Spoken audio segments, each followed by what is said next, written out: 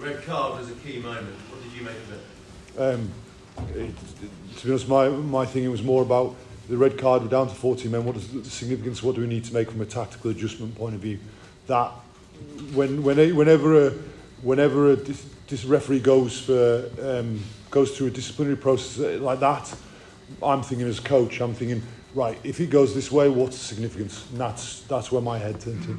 You don't feel hard done by? As I say, my at the time, my concentration was right. What does the team need to do now? Well, how can I help the team, if in any way? But Owen already had the situation under control. I thought the players adapted to the situation incredibly well. Clearly, that against the number one side in the world, that eventually the space became apparent, especially when down to 13 men.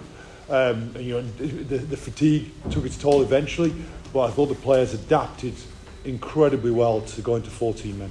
Do you think that red card had a big influence on the outcome then? Well, I think there's lots of moments within the game, and clearly the situations like that do have influence.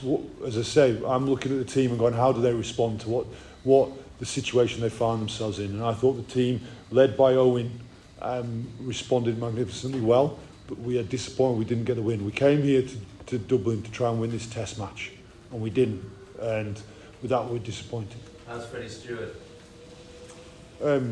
Freddie Stewart is, firstly I'll say, I thought Freddie, again, in the minutes he was on the pitch, for the majority of that first half clear he was on the pitch, I thought he was playing incredibly well again, and he shows himself to be a player who's just adapted to international rugby and keeps getting better and better.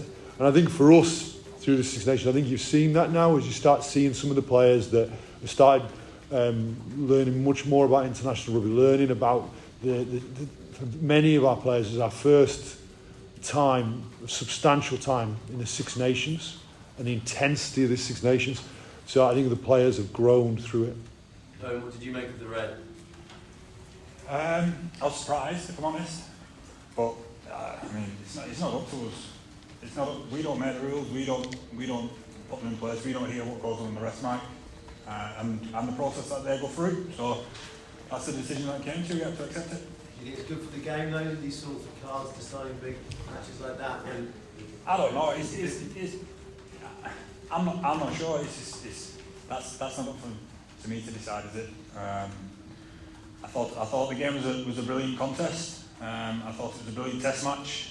And I thought that the way that we reacted after we got that red card was very good. I thought we fought for each other, and unfortunately we didn't get on the right side of the result, which is very disappointing in an England shirt. But I thought the reaction to things that didn't go our way, and the card being one of them, especially after last week, I thought was brilliant. Yeah. Steve, a lot of conversation will now turn towards the World Cup. How confident are you that you can close the gap that you talk about between now and then? Well, I'm looking forward to having the opportunity to work with the players for a period of time. We get a number of weeks to prepare. Players will be then conditioned for international rugby. Players will understand how we want to play. This has been, and I think you know what I think of the Six Nations, been a fabulous tournament. Been 5 intense games, and effectively you then have one main training session a week.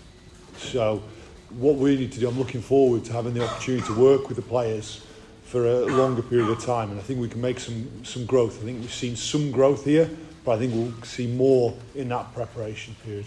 And do you envisage many changes to the squad? Are there players who aren't available now that you expect to be available? Well, I think, as ever, there was players I picked at the start of this Six Nations that have been, and unfortunately for them, have been unable to play a part of this Six Nations. Now, when it comes to selection day, I'll pick the squad then at the time right with the players that are available. Now, we'll debrief this Six Nations thoroughly. We'll take what lessons we take from it and be clear on our direction going forward. Is Zach Mercer one of those guys in thoughts? I don't think now's the right time to be talking about individuals. I think right now the players are putting an incredible effort. I think you've got to credit the players of both sides, and I think again I say many congratulations to Ireland for their winning the Grand Slam today.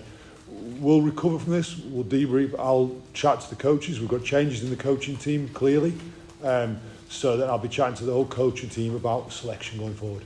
And overall, it's 2 wins from 5 in the Six Nations, the 3rd year in a row. I think you accept that there'll be a lot of disappointment among the fans back home of where the English game is at the moment. I think I've already said to you that I'm disappointed with the result today, and I think I've already said to you a few times that there is a gap. The team is not where it could be, and it's not worse. We're judging against teams that have used this 4-year cycle tremendously well. That's not what's happened in England. That's not the position England are in. Now, I can't do anything about the past. All I can do is about the future, and I intend we'll be working really hard to put England in the best position possible, and I'm excited about what these players can do for the World Cup. And will Nick Evans be a part of your plans going forward? And I said that, I've answered the question before, and I'm happy to keep answering it. That I said at the end of the Six Nations, we'll then have a good conversation with Nick about plans going forward. Steve, I know you're disappointed with the result, but was there one single aspect of the performance that pleased you the most? I think Owen's talked about that really well. I thought the first part of the game played well, other than gave away too many penalties, and you just can't do that in any test. Never mind when you're playing against the number 1 side in the world. I think then the players' response to the adversity was in the middle. That middle part of the game was magnificent. Unfortunately, the space told at the end of it, but I thought the players responded brilliantly through the game. Owen, have you had a chance to catch up with your dad yet and just maybe speak about his achievements? I did for 2 seconds then out there, but I guess we'll see each other upstairs now. Just sum up his achievement, maybe what he's done here. Oh, I mean, to win a Grand Slam special, yeah. The lads who was here last time that we did that know it's a tough achievement. So yeah, I think anybody that's not just won a Six Nations but a Grand Slam, it's a special achievement. Steve, with the I understand fully what you're saying about the gap and why that's where it is because of what's gone on before and you can't control that. But does that mean that everything has to be judged differently from the way you would want it to be? And is kind of the World Cup the point at which everything changes because it is the World Cup and it sort of doesn't matter what shape anyone goes in? Does that make sense? I think if I'm understanding the question correctly, I think right now we've got a good level set right now. We played the last 2 games of the championship against the top 2 sides in the world.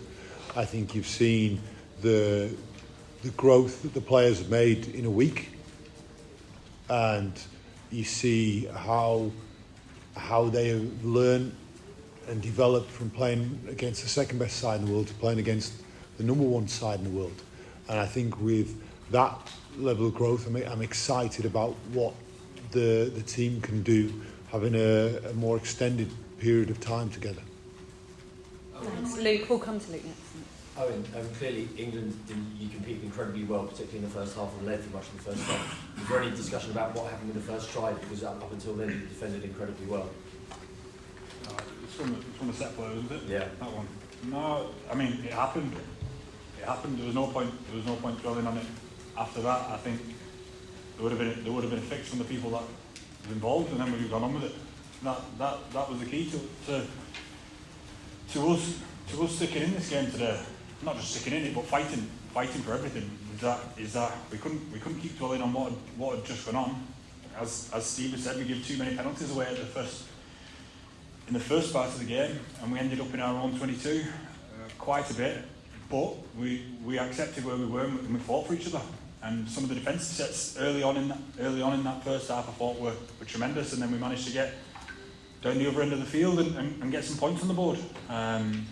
So I think that the key to what you were just saying is to get into the next moment, and I thought we did that pretty well today. Thank you. A quick one for Steve, if I may. Steve, clearly you didn't have as much time as you'd have liked to prepare for this tournament, given when you were appointed. What do you think you've learned personally over the course of the last few weeks as a coach yourself? Well, I think that, I'll debrief the tournament thoroughly in the days that come.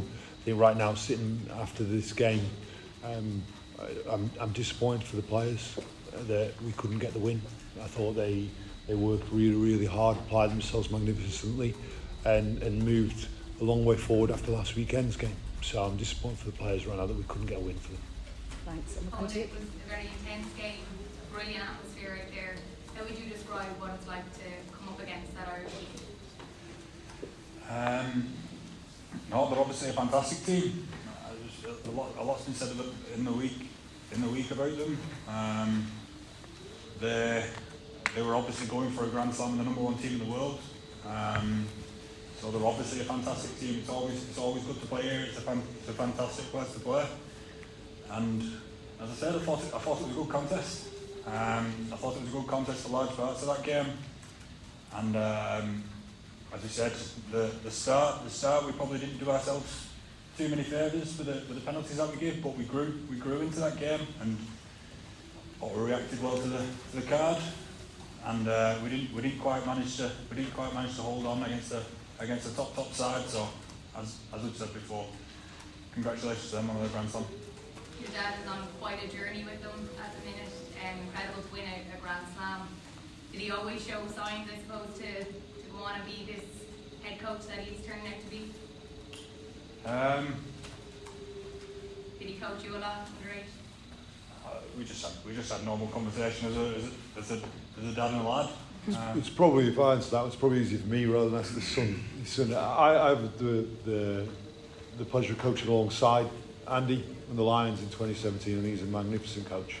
I was also coached by him when I was a player when we was playing at Saracens, and I think you see he's an incredible coach, and you can see it's a team packed full of talent. So they're the best in the world, and they've set a benchmark, and we found ourselves short today where they are. Now our job to go away from this is to again find a way of getting to compete close and win games like that today. Thanks, and we'll finish with Will Kelleher. Thank you. Owen, can you just talk to us about the challenge that players have to get attacking decisions right in such a short period of time? It seems like such a tough thing to do at the moment, with one tiny mistake and it leads to a card. Yeah, I think tackle height is obvious that we want to do some work and be at a good height and safe and be leading in the game with that. I think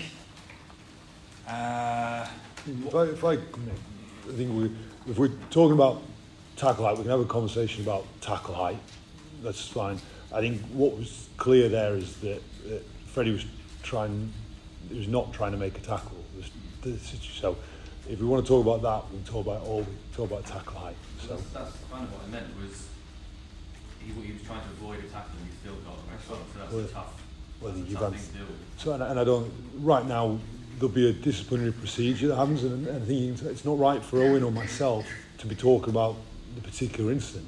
The decisions happen, and I think we quite rightly, the England team respects the referee's decisions. The players are magnificent on the pitch there, respect the decision that happened, and we talked about how we adapt thereafter. He wasn't trying to make a tackle, so it's not about tackle height.